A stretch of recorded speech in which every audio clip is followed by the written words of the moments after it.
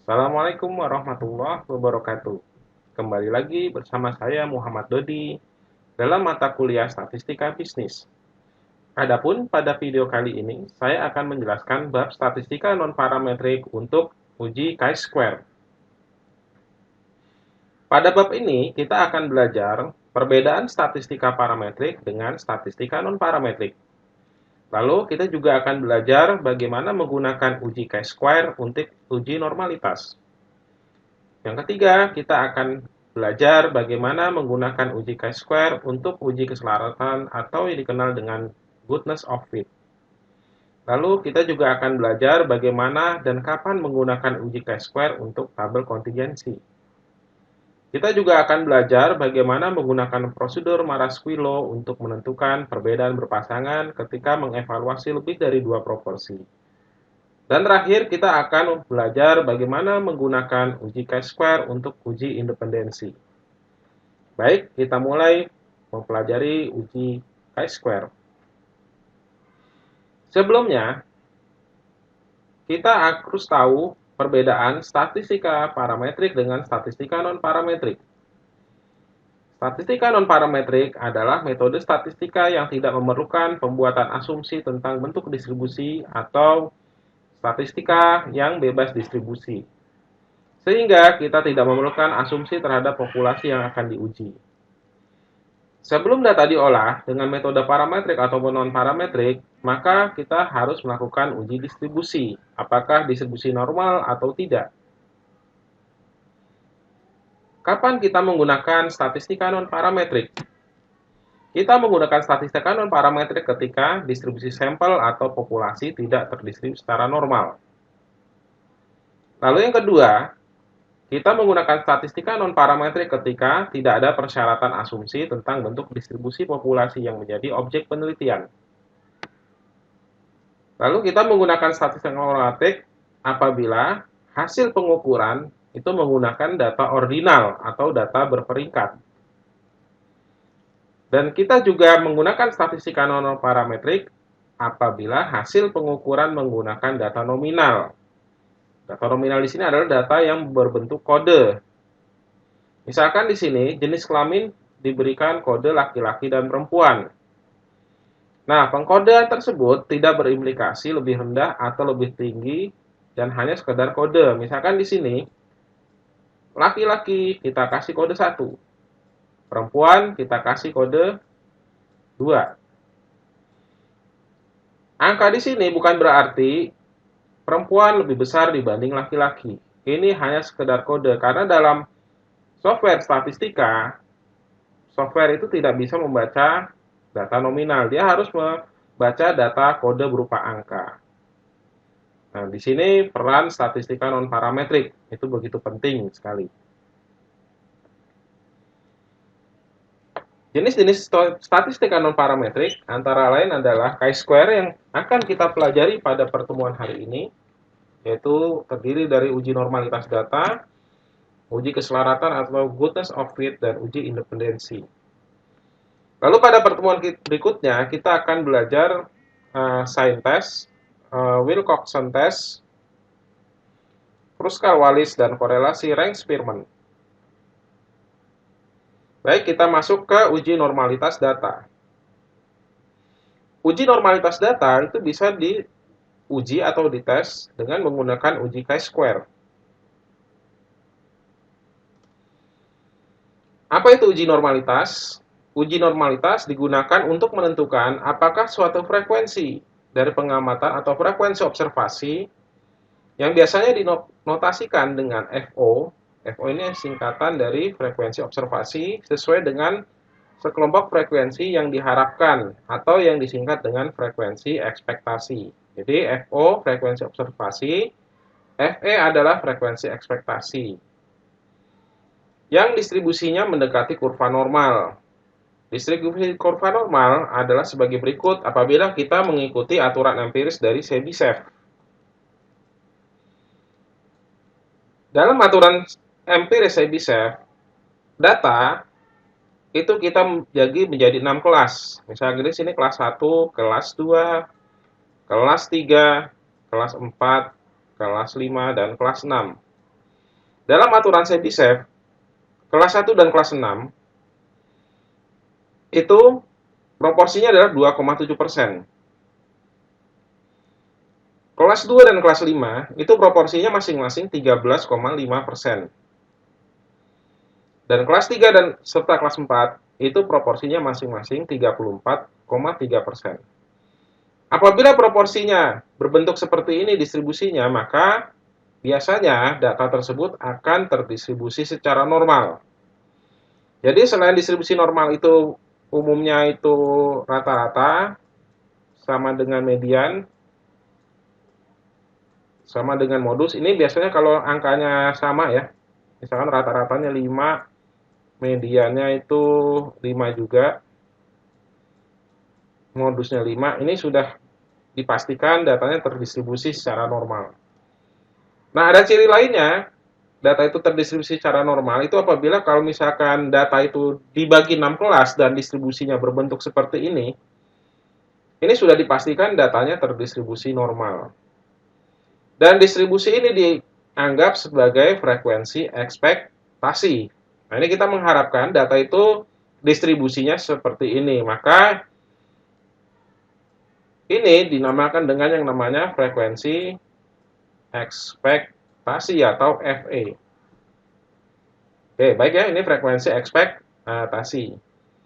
Nah, kita akan mengadu data ini dengan frekuensi observasi. Ya, sebelumnya rumus chi-square adalah jumlah dari selisih frekuensi observasi kurangi frekuensi ekspektasi kuadrat dibagi dengan frekuensi ekspektasi. Dan ini dibacanya bukan chi, ya, tapi tidak apa-apa kalau misalkan ini kita menyebut dengan chi-square. Ini adalah huruf Yunani, ya. Ini huruf Yunani. Ya, ini dibacanya adalah chi. Nah, chi-square. Ya, kalau udah terbiasa chi-square ya tidak apa-apa ya. Tapi kalau lebih tepatnya adalah chi-square. Ya, chi kuadrat bisa ya. Square itu artinya kuadrat. Kalau root itu artinya akar. Itu istilah matematik dalam bahasa Inggris. FO tadi apa? Frekuensi observasi. Sedangkan FE adalah frekuensi ekspektasi. Ya, kita lanjut saja ke contoh soal.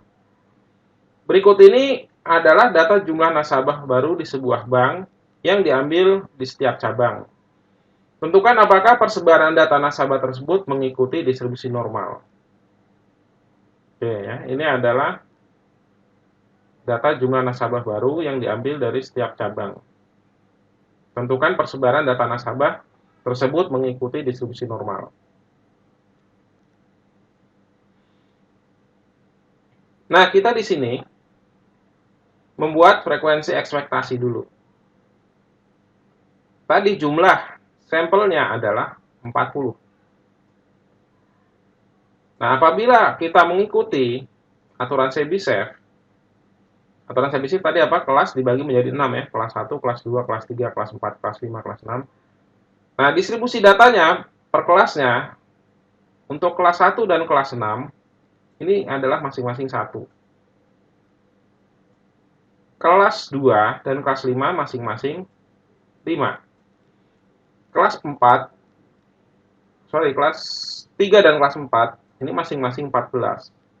Nah, apabila distribusinya seperti ini ya, kelas 1 1, kelas 2-nya 5, kelas 3-nya 14, kelas 4-nya 14, kelas 5-nya itu ada 5, dan kelas terakhirnya ada 1. Ini adalah bentuk yang terdistribusi secara normal. Jadi nanti bentuk distribusinya seperti ini.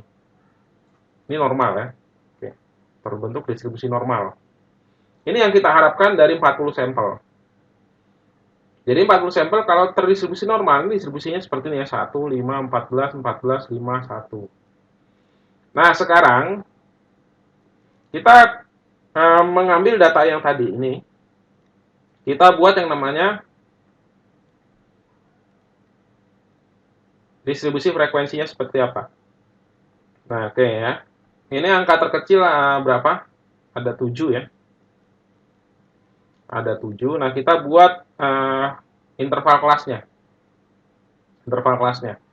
Ini kita bagi ya. Nah, kelas 1 itu adalah kelas 6 sampai 9, kelas 2 itu 10 sampai 13, kelas 3 14 sampai 17, kelas 4 18 sampai 21, kelas 5 22 sampai 25, kelas 6 26 sampai 29.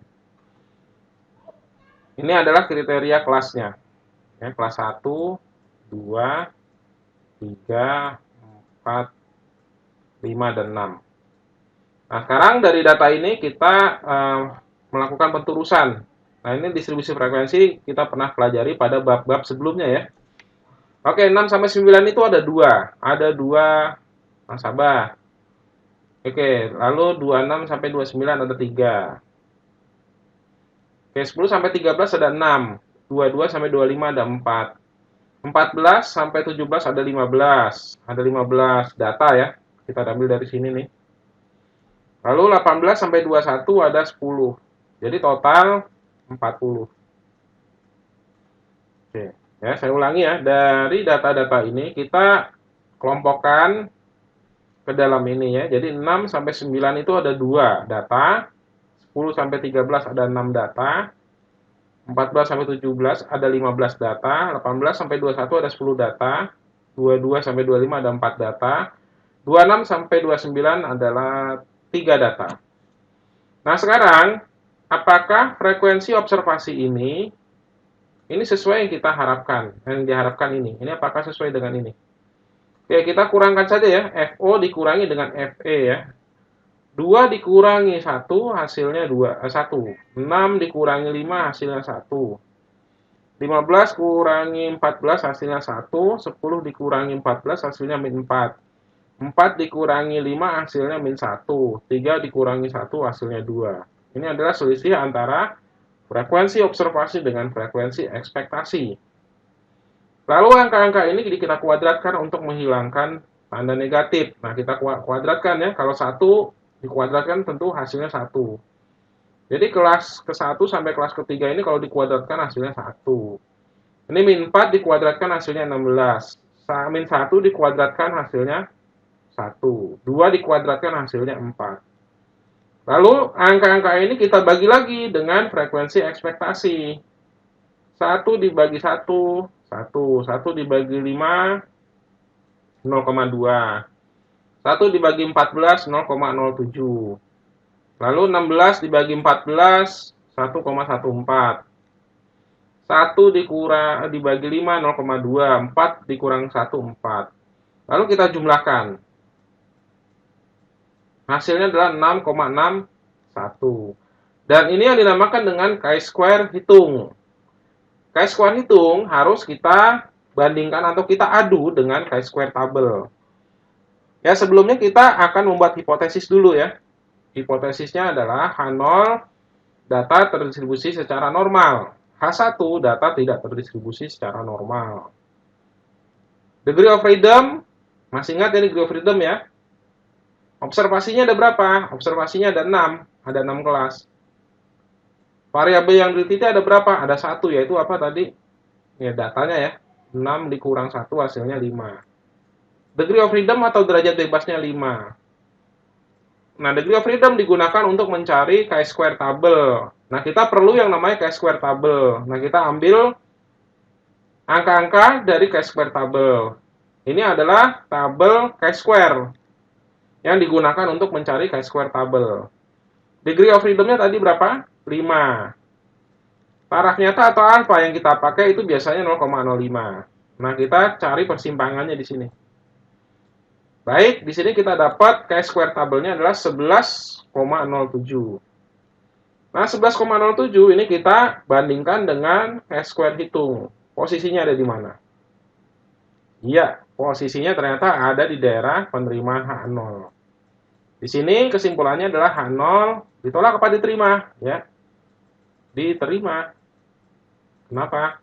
Karena masih di bawah chi-square tabel. Chi-square hitungnya masih di bawah chi-square tabel. Maka hipotesis nolnya kita terima. Kita terima H0, kita terima. Maka kesimpulannya apa? Distribusi data dinyatakan normal. Jadi data yang ini Ini adalah data yang normal. Karena bentuk distribusinya mengikuti aturan Chebyshev. Ya, ini normal. Datanya normal. Karena apa? H0 diterima. Baik ya, kita sudah menyelesaikan subbab untuk uji normalitas. Kita lanjut ke uji chi-square berikutnya, itu adalah uji keselarasan atau goodness of fit. Keselarasan dalam bahasa Inggrisnya adalah goodness of fit. Nah, ini kita langsung ke contohnya saja, karena ini rumusnya tidak begitu rumit ya. Tidak seperti ANOVA. Rumusnya tadi cukup itu tadi ya. Nah, sekarang kita langsung saja ke contoh soal.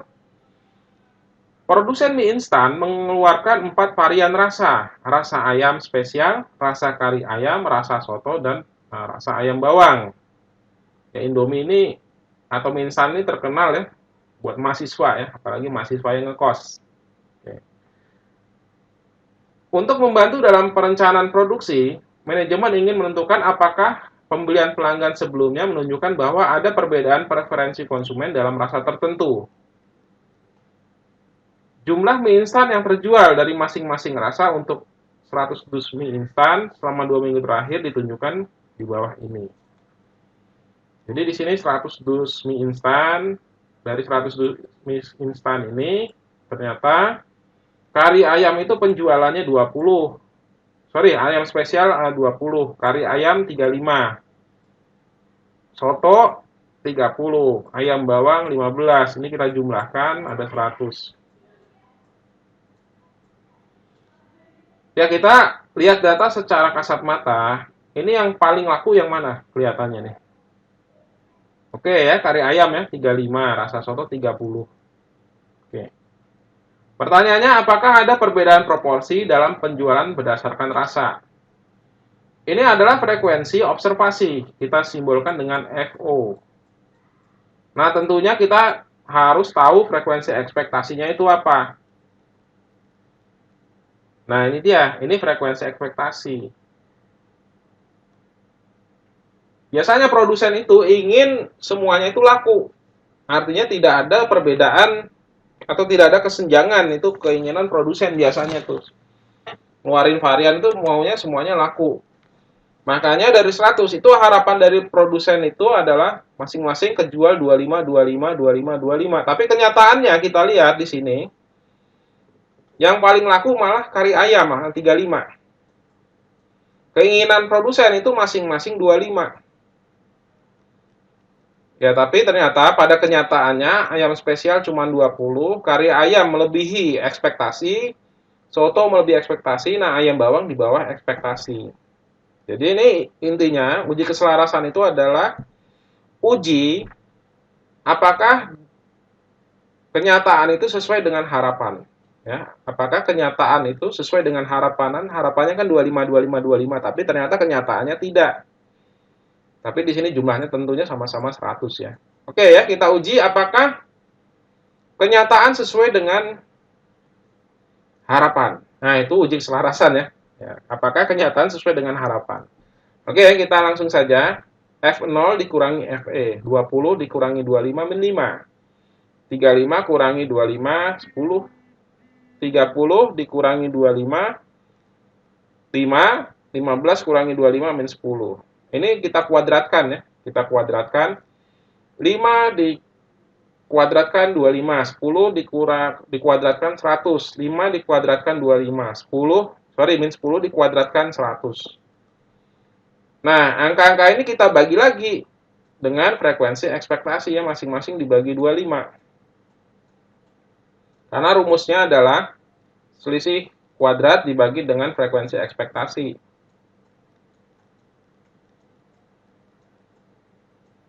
25 dibagi 25 1, 100 bagi 25 4, 25 bagi 25 1, 100 bagi 25 4. Kita total chi-square hitungnya ada 10 ya. Total chi-square hitung 10. Seperti biasa, ketika kita sudah melakukan chi-square hitung, kita harus mencari chi-square tabel. Nah, sebelumnya kita buat hipotesisnya dulu. Hipotesisnya adalah proporsi masing-masing rasa itu sama ya, 25, penjualannya sama. Lawannya berarti tidak sama ya. Atau boleh ditulis FO sama dengan FE untuk H0. Artinya apa? Kenyataan sesuai dengan harapan ya. Kenyataan sesuai dengan harapan. Ini maksudnya itu ya. Lalu di sini kenyataan tidak sesuai dengan harapan. Oke. Nah, sekarang derajat bebasnya berapa? Sebelumnya sampelnya berapa tadi? Ada 4 rasa ya. Ada 4 dikurangi 1. 3. Degree of freedom-nya berarti 3. Nah, kita ambil tabel chi-square. Degree of freedom 3. Alpha itu biasanya 5%. Nah, alpha di sini 5% atau 0,05. Chi-square tabel adalah 7,815. Kita sudah dapat chi-square tabel dan juga sudah dapat chi-square hitung. Nah, sekarang kita adu saja ya. 7,815 adalah chi-square tabel, sedangkan chi-square hitungnya 10. H0 ditolak apa diterima? Jadi H0 ini ditolak ya.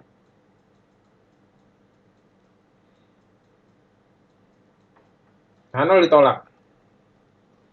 Karena chi-square hitung lebih besar dari chi-square tabel, maka ada perbedaan preferensi konsumen dalam rasa tertentu. Jadi, kenyataan tidak sesuai dengan harapan. Ya tadi kalau dilihat dari kasat mata, yang laku adalah, yang lebih ekspektasi adalah siapa tadi? Rasa kari ayam dan rasa soto. Nah, ayam bawang itu di bawah ekspektasi. Nah, implikasi manajerialnya atau implikasi bisnisnya apa? Nah, berarti kita kalau produksi untuk rasa kari ayam agak banyakan. Lebih banyak dibanding rasa soto. Nah, itu rasa ayam bawang tadi yang rendah ya.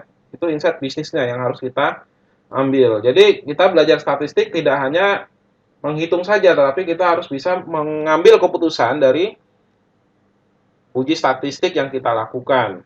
Nah, akhirnya dikasih rekomendasi bahwa kita harus memproduksi lebih banyak untuk rasa kari ayam. Karena di sini ada perbedaan preferensi konsumen dalam rasa tertentu. Nah, itu inti dari statistika bisnis. Ya, jadi tidak hanya sekedar menghitung angka-angkanya saja. Oke, baik kita lanjutkan. Nah, sekarang ada tabel kontingensi dalam chi-square. Nah, kontingensi table itu apa sih? Ya, ini berguna dalam situasi yang melibatkan banyak proporsi populasi, digunakan untuk mengklasifikasi observasi sampel menurut 2 atau lebih karakteristik ya, berdasarkan 2 atau lebih dari karakteristik. Juga disebut tabel klasifikasi silang atau cross tab. Nah, kita istilahnya sering dengar namanya cross tab. Nah, di sini contohnya adalah preferensi produk kita compare dengan jenis kelamin. Preferensi produk itu jawabannya ada suka dan tidak suka. Jenis kelamin pria dan wanita. Ini ada berapa kategori nih? Ada 2 ya. Ini ada 2. Jenis kelamin ada 2 kategori. Nah, dinamakan dengan tabel 2x2 karena 2 kategori dengan 2 kategori.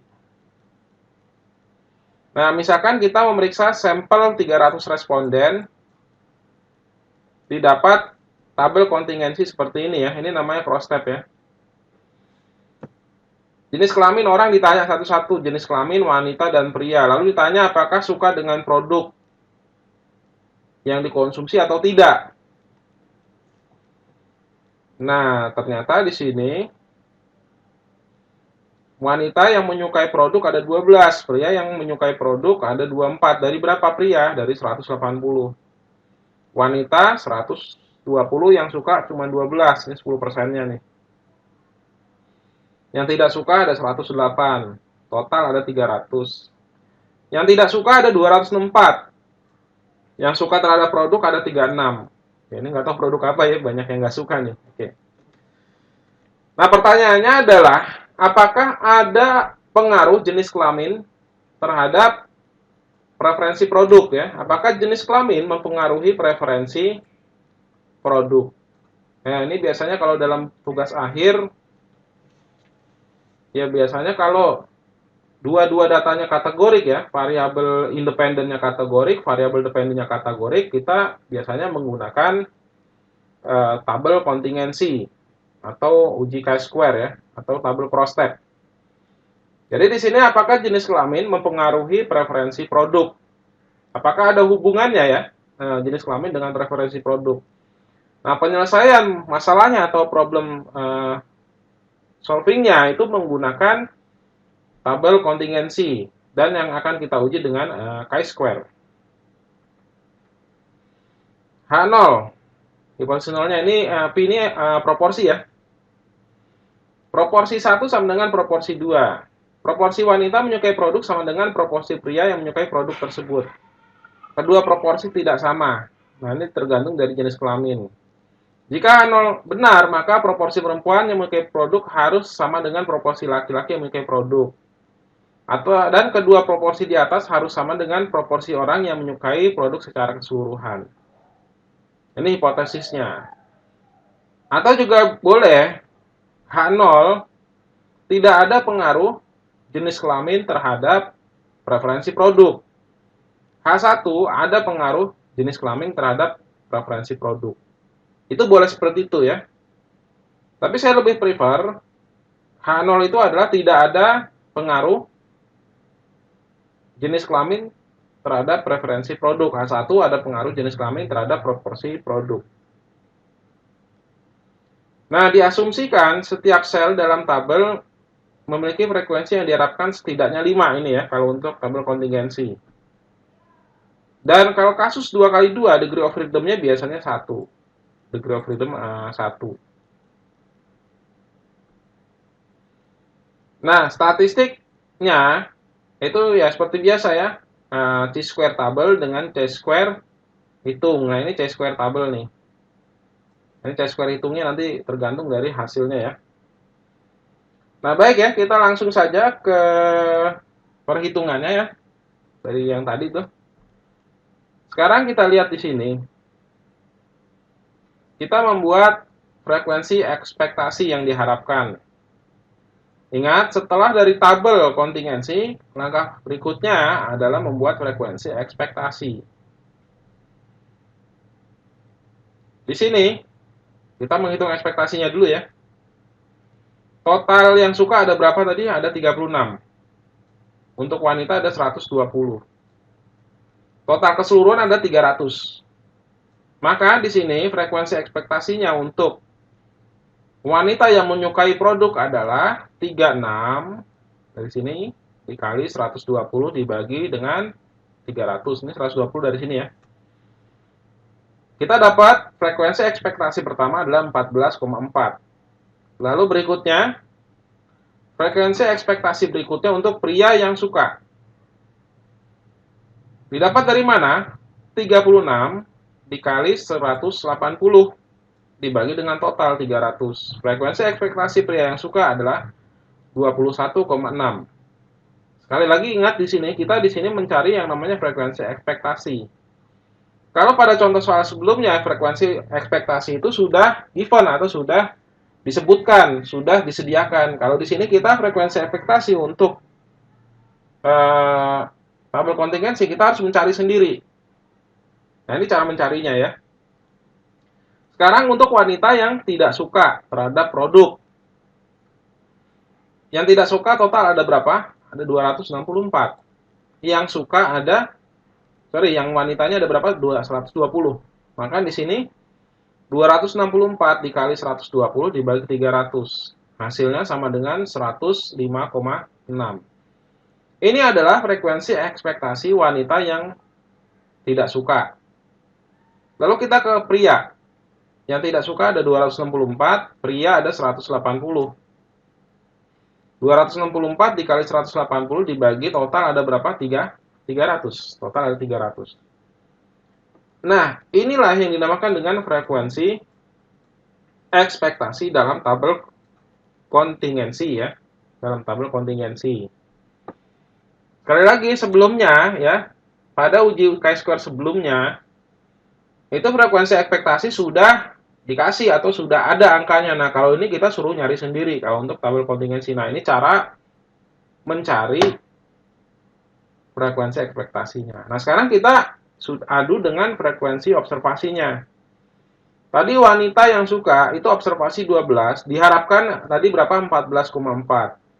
Pria yang suka observasinya 24, ekspektasi yang tadi kita hitung ada 21,6. Wanita yang tidak suka observasinya ada 108, yang tadi kita hitung ekspektasinya 105,6. Pria yang suka observasinya 156, sedangkan ekspektasinya 158,4. Nah, ini kita nanti akan ngurangin ini ya. Kita akan cari selisih, lalu kita kuadratkan, lalu dibagi dengan ekspektasi. Nah, angka-angka ini yang kita ambil adalah angka-angka yang ada di sini. Untuk mencari chi-square hitung. Oke ya, kita mulai dari yang pertama. 12 dikurangi 14. Oke, ke sini ya, 12 dikurangi 14, lalu dikuadratkan dibagi dengan ekspektasi lagi, 14,4. Nah, ini. Ini berlaku juga untuk yang 108 ya. Oke. Kurangi 105,6 dibagi 105,6. Ini juga sama. Ini ke sini ya, 24. Ini 21,6. Dan juga ke sini. Ini 156. Lalu 158 dibagi 158,4 ini. Ini masing-masing angkanya dicari ya. Kita cari, ini kita cari, kita cari, kita cari. Lalu kita totalkan. Hasilnya, chi-square hitungnya adalah 0,758.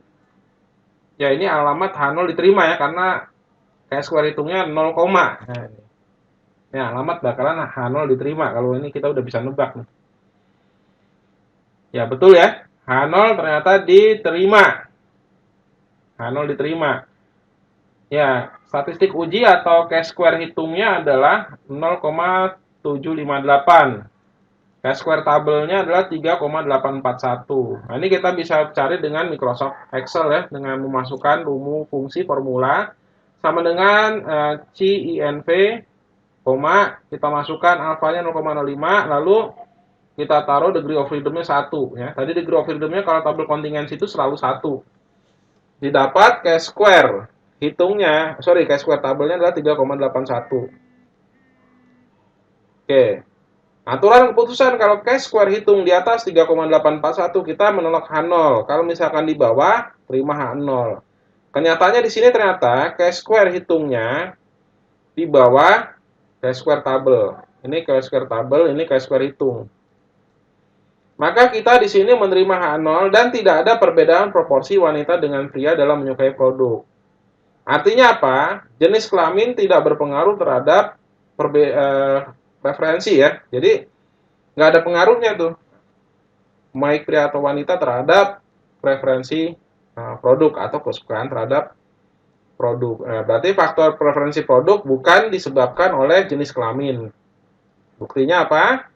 Pria dan wanita sama-sama tidak menyukai. Kalau tadi ya, datanya banyak yang tidak menyukai. Nah, itu insight bisnis. Ya, ingat, kita statistika bisnis tidak hanya sekedar menghitung ya, kita harus mengambil kesimpulan ya, mengambil insight bisnis atau wawasan bisnis dari hasil perhitungan kita. Nah, kalau untuk lebih dari 2 proporsi, ya ini kita menggunakan tabel kontingensi yang lain ya, rumusnya 2 dikali C. Dan ini berpengaruh terhadap degree of freedom.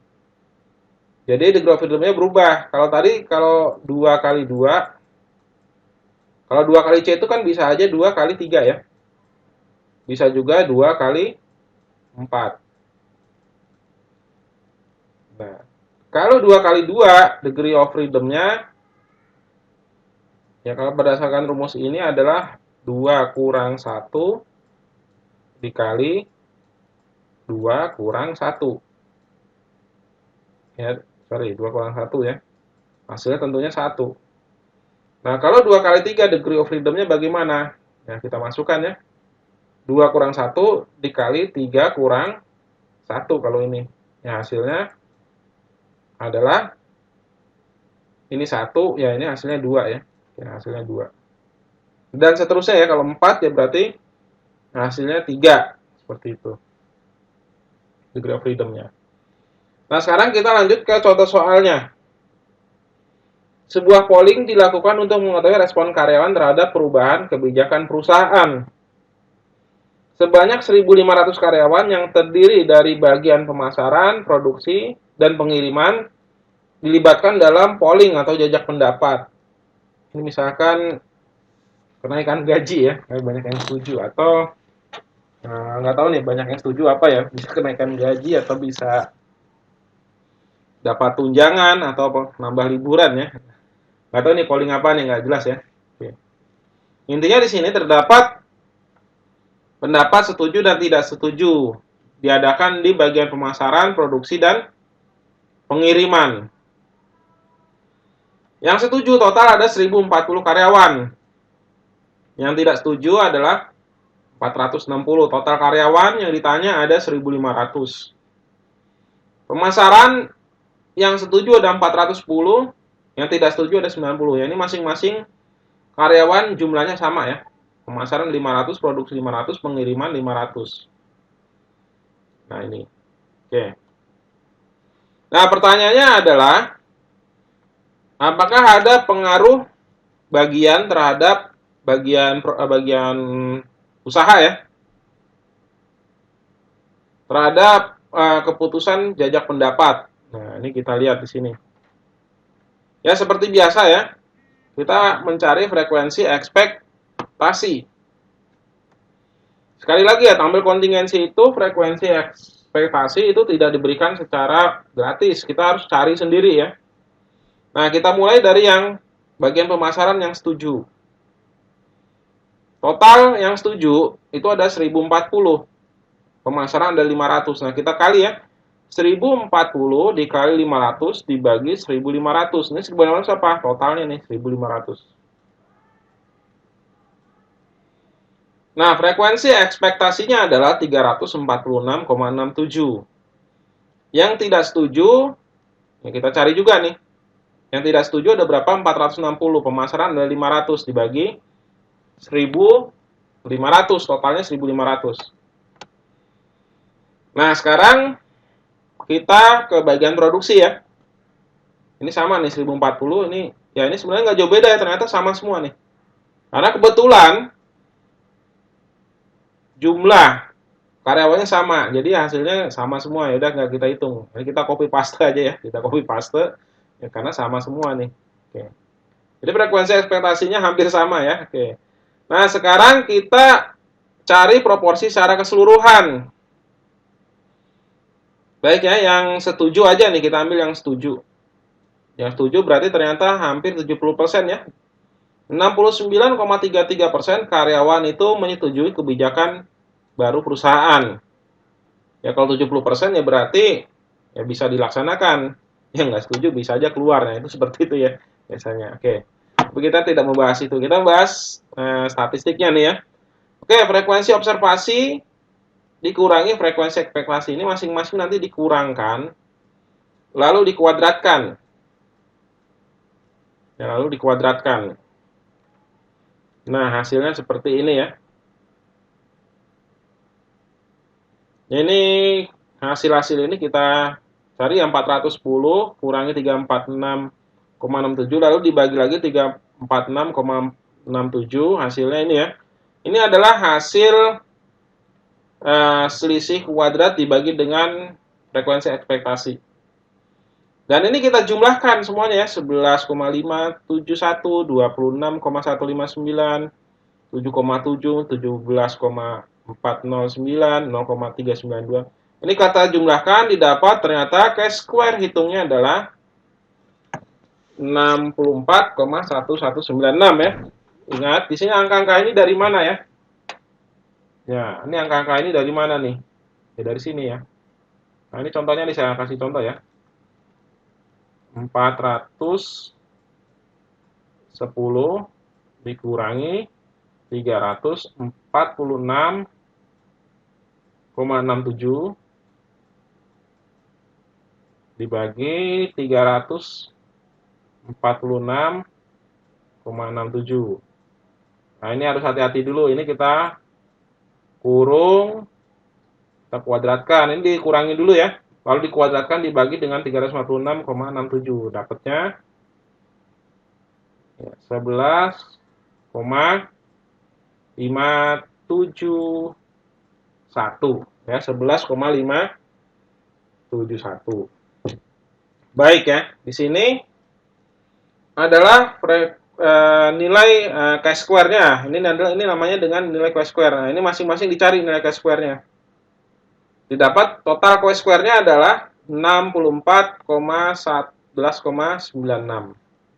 Nah, sekarang kita mencari chi-square tabel ya. Chi-square tabel ini hipotesisnya bisa seperti ini ya. Chi-square tabelnya adalah 5,991. Diambil dari mana? Nah, ini kalau nggak mau cari tabel, pakai aja formula Microsoft Excel ya. CINV, 0,05,2. 0,05 itu adalah alfa ya. Adanya adalah alfa. 2 ini adalah degree of freedom. Chi-square hitung adalah 64,1196. Lalu 5,991 adalah chi-square tabel. Nah, kita menolak H0 dan menyimpulkan bahwa setidaknya satu proporsi responden yang tidak setuju dengan kebijakan perusahaan berbeda di ketiga bagian. Nah, sekarang kita lihat nih. Ini kok bisa gini nih hasilnya. Baik ya. Kalau kita perhatikan di sini, pemasaran itu unggul telak ya, yang setuju. Pengiriman juga unggul telak, tapi di sini untuk bagian produksi ini hampir imbang. Ya, hampir imbang. Jadi di sini proporsinya tidak sama nih. Proporsinya tidak sama antara pemasaran, produksi, pengiriman, yang beda sendiri nih di bagian produksi. Nggak tahu ini kebijakan apa ini ya. Mungkin kebijakan uang transport bisa jadi. Ya, kebijakan uang transport, penambahan uang transport bagi yang mobile. Nah, sementara bagian produksi itu kan kerjaannya di pabrik aja ya, nggak kemana-mana. Nah, pengiriman, pemasaran itu mobile. Ini bisa jadi kasusnya seperti itu ya. Bagian produksinya itu banyak yang tidak setuju. Ya, karena mungkin bagiannya sedikit ya, nggak dapat bonus kali ya. Oke. Bisa jadi seperti itu. Jadi, artinya apa di sini? Ada satu divisi yang tidak yang ternyata tingkat setuju dan tidak setujunya hampir imbang. Sementara bagian pemasaran dan pengiriman itu hampir telak ya, yang setuju banyakkan yang setujunya. Kalau yang di bagian produksi itu hampir imbang ya. Nah, sekarang kita ambil insight-nya apa? Oh, ternyata ada perbedaan. Jadi ada perbedaan proporsi. Artinya apa? Ada pengaruh bagian perusahaan terhadap hasil polling. Ternyata ada banyak yang nggak setuju di bagian produksi, di bagian divisi produksi. Yang pemasaran sama pengiriman ya seneng-seneng aja. Ya ini bisa jadi terkait kebijakan mengenai uang transport atau uang bensin. Karena pemasaran itu mobile, pengiriman mobile. Produksi ya cuman di pabrik aja ya, nggak kemana-mana. Itu bisa jadi seperti itu. Oke, jadi bisa jadi kebijakan perusahaan ini harus dievaluasi lagi. Ya kalau diterapkan nanti bagian produksi bisa mogok kerja, repot lagi nanti itu. Nah itu ya insight dari bisnis, dari perhitungan statistik yang kita lakukan. Jadi di sini apa? Ada satu proporsi responden yang tidak setuju dengan kebijakan perusahaan ini berbeda, ada yang berbeda, yaitu tadi bagian produksi.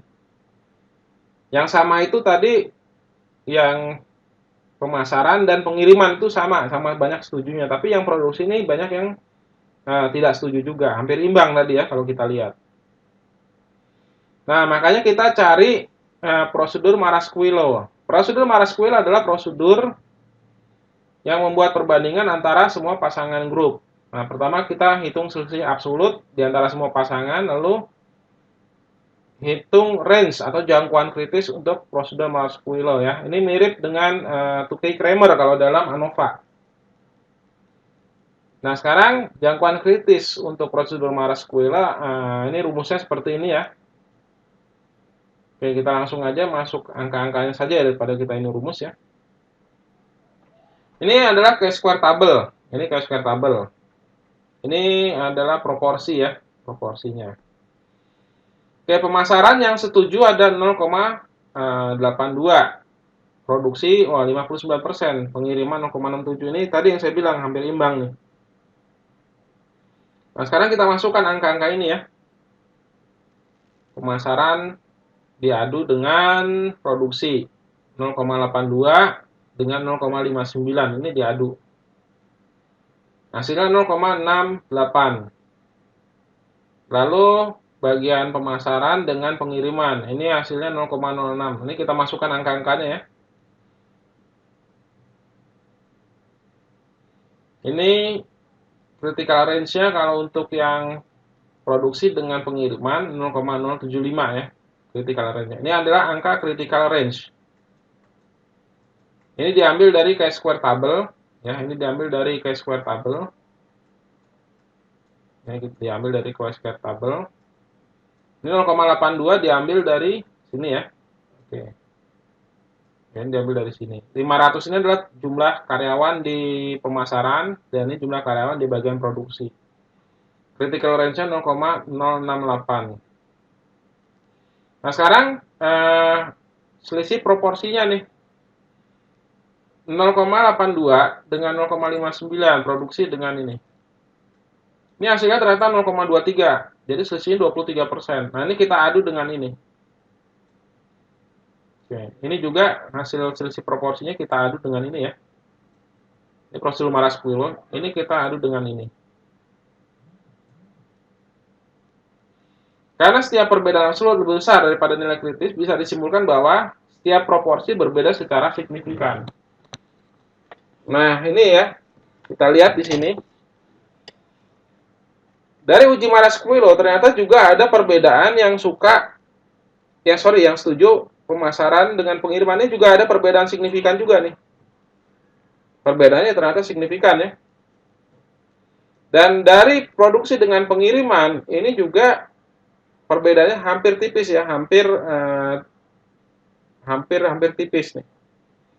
Jadi ternyata proporsi setuju itu masing-masing bagian ini benar-benar bedanya signifikan, nyata sekali bedanya ya. Ya, ternyata bagian pengiriman juga proporsinya tidak sebesar pemasaran. Kecuali kalau di sini 0,81 nih. Ini ternyata di sini 0,67. Ini 0,59. Ini hampir banyak yang tidak setuju ya. Oke. Ya bisa jadi di sini adalah bonus ya, bonus bisa jadi nih kebijakan bonus nih. Ini yang nggak setuju ada 205, pengiriman ada 165. Jadi kebijakan polling ini bisa jadi ini sangat menguntungkan pemasaran, tapi tidak menguntungkan bagian divisi produksi dan pengiriman. Jadi yang makmur aja orang pemasaran nih yang dapat bonus ini bisa jadi seperti itu.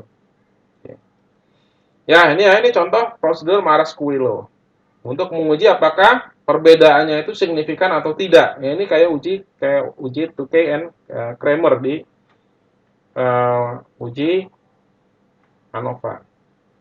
Nah, sekarang kita lanjut nih yang terakhir adalah uji independensi ya. Ini uji independensi juga sama dengan tabel kontingensi tadi ya. Jadi kalau tabel kontingensi itu untuk melihat pengaruh variabel A kepada variabel B dan juga melihat apakah ada perbedaan proporsi atau tidak.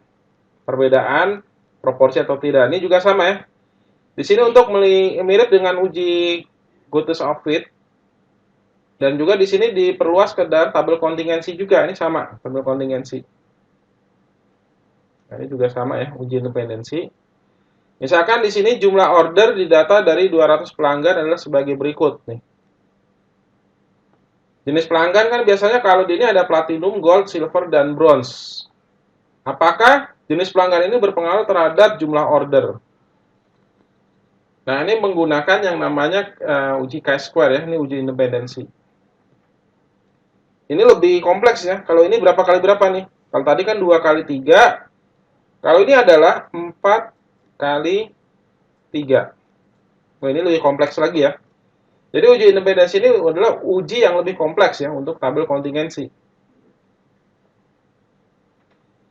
Ini hasilnya H0 Jumlah order dan jenis pelanggan berdiri sendiri-sendiri. Artinya apa? Tidak ada pengaruh jenis pelanggan terhadap jumlah order. H1, jumlah order dan jenis pelanggan saling bergantung. Artinya ada pengaruh. Nah, kita cari yang namanya frekuensi ekspektasi ya. Masih ingat ya caranya ya? Ini frekuensi ekspektasinya. 70 dibagi 7 kali 70 dibagi 200. Ya. Nah, ini kalau yang ini 10,5 ini dapat dari 30 dikali 70 dapatnya 10, sorry dibagi 200 dapatnya 10,5. Nah, ini kita mudah-mudahan sudah mahir ya mencari frekuensi ekspektasi. Nah, ini contoh lagi deh ya, saya kasih yang ini. Ini adalah kalau 14 dapat dari mana? 40 dikali 70 dibagi 200. Hasilnya adalah 14. Nah, ini.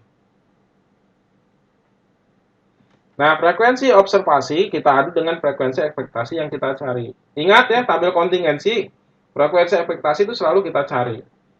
Ya, ini kita cari ya, chi-square hitungnya, masing-masing ini selisih kuadrat, lalu dibagi dengan ekspektasi. Dan di sini hasil chi-square hitungnya adalah 0,709. Kalau tadi cuma berapa? 4 ya. Terus yang berikutnya ada 6. Nah, ini ada berapa nih? 1, 2, 3, 4, 5, 6, 7, 8, 9, 10, 11. Ada 12 series nih. Sigmanya sampai 12. 0,709. Ini kita adu dengan chi-square tabel. Chi-square tabel. Karena apa? Degree of freedom-nya ada 4 baris. 4 kurang 1, 3. 3 kurang 1, 2 ya. 3 kali 2 hasilnya 6. Nah, kita cari di tabel chi-square tabel ya. Tabel chi-square dapatnya adalah 12,592. Dan hasilnya H0 ditolak apa diterima? Ya, diterima. Karena nilainya di bawah nilai chi-square tabel. Kesimpulannya adalah tidak ada cukup bukti jumlah order dan jenis pelanggan saling berhubungan. Jadi ternyata pelanggan platinum, gold, silver, bronze itu pembeliannya sama saja ya. Nah, berarti insight-nya apa kalau gitu? Nah, insight-nya kalau gitu nggak ada ini ya, mending nggak usah bikin peringkat-peringkatan, ternyata sama aja ya. Kecuali kalau ada perbedaan, berarti memang penerapan pembagian konsumen atau pelanggan itu tepat. Tapi di sini tadi buktinya apa? Pembelian platinum, bronze, silver, gold itu sama aja ya. Penjualannya sama aja, nggak jauh beda. Oke. Jadi jenis pelanggan berdasarkan kategori tadi ya, platinum, gold, silver, bronze, itu tidak berpengaruh terhadap jumlah order. Ya, ordernya sama saja mereka ya. Order sama saja. Oke ya, kita sudah mempelajari apa saja nih. Ini udah selesai ya. Ya, kita sudah belajar uji normalitas, uji keselarasan atau Gaussian of fit, lalu membuat tabel kontingensi dan menguji dengan chi-square dan uji independensi. Dan kita juga membedakan apa itu statistika non parametrik dan statistika parametrik. Ya, nanti pada pertemuan selanjutnya kita akan membahas jenis-jenis statistika non parametrik. Jadi pertemuan sebelumnya adalah statistika parametrik. Nah, sejak pertemuan sekarang ya saat ini sampai besok pada pertemuan depan itu kita akan membahas statistika non parametrik pada video selanjutnya. Baik ya, materi ini referensinya dapat dari mana? Dari buku Statistic for Managers using Microsoft Excel 9 edition yang ditulis oleh Levin dan kawan-kawan, penerbitnya Pearson dan diterbitkan pada tahun 2020. Insya Allah ini materi update pada saat video ini dibuat. Baik ya, saya akhiri. Ya, alhamdulillah. Assalamualaikum warahmatullahi wabarakatuh.